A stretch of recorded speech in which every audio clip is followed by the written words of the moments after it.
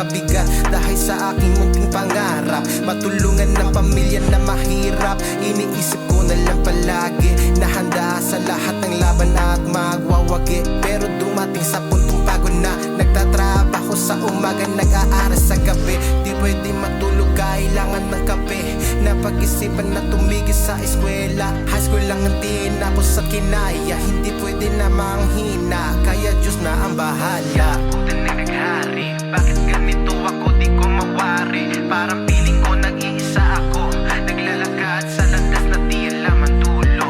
Ako'y napalingon sa kaliwa at kanan, hindi ko na alam ang aking nilalakaran. Para bang ang isip ko ay lumulutang, kasi ang daming problema at baon sa utang. Napag-isipan na pumunta sa Manila, Batang Mindanao sa sityo na si Lupa. Walang alam sa trabahong napasukan, isang malaking restaurant.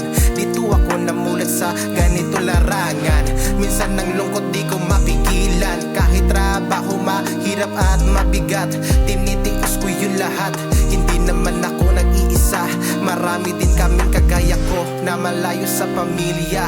Lahat ng hirap aming kinakaya, sila ang lagi kong kasama.